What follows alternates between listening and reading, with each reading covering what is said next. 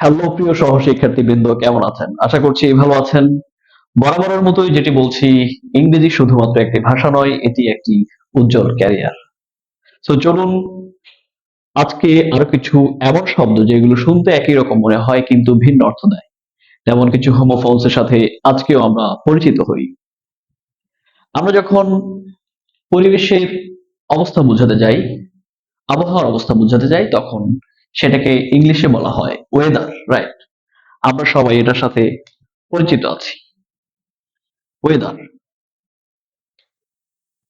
আবার আমরা যখন কোনো কিছুর মধ্যে ডিসাইড করতে যাই, যেমন দুটো জিনিসের মধ্যে চয়েস, আমার কি বাইরে যাওয়া উচিত নাকি ঘরে থাকা উচিত, এই ধরনের কথার ক্ষেত্রে আমরা আরেকটি শব্দ ব্যবহার করে থাকি, ওয়েদার।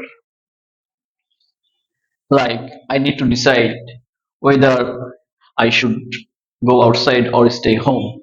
তো ওয়েদার এই ধরনের ডিসিশন মেকিং এর ক্ষেত্রে আমরা ইউজ করে থাকি। আমরা ছোটবেলা থেকেই পড়তাম যে শহীদ মিনারে আমরা খালি পায়ে ফুল দিতে যাই 21শে ফেব্রুয়ারি দিন। সো খালি পা, বেয়ারফুট, খালি শব্দটি আনকভার্ড ইউজ করার জন্য আমরা ইংরেজি শব্দ যেটি ব্যবহার করে থাকি সেটাকে বলা হয় বেয়ার, রাইট? BARE, bear.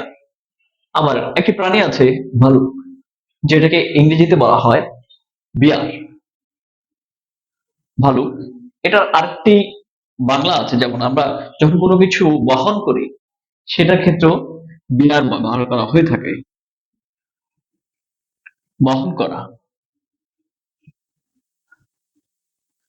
আমরা ছোটবেলায় যখন বিভিন্ন ছোট ছোট প্যারাগ্রাফ কিংবা রচনা পড়তাম বাবার বিভিন্ন রোল নিয়ে পরিবারের, তো তখন সেখানে বলতাম যে বাবা একমাত্র কিংবা পরিবারের ব্যয়ভার বহন করার একমাত্র ব্যক্তি।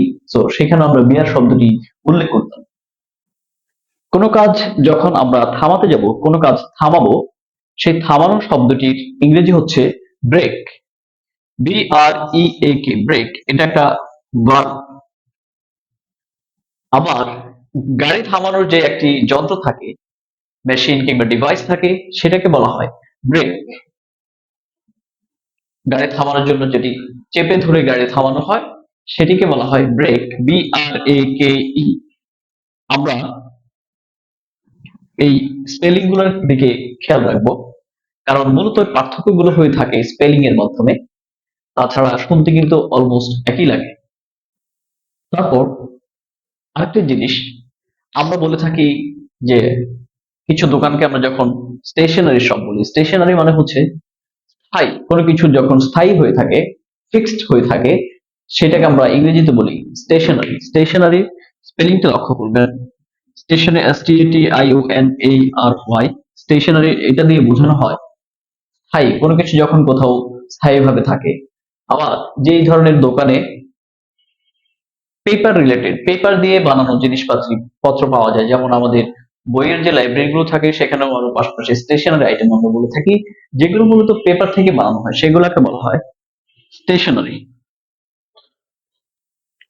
সো দুটো শুরুতে একই রকম, স্টেশনারি, কিন্তু এ এবং ই এর পার্থক্য রয়েছে এবং অর্থেরও কিন্তু একটা পার্থক্য আমরা লক্ষ্য করেছি।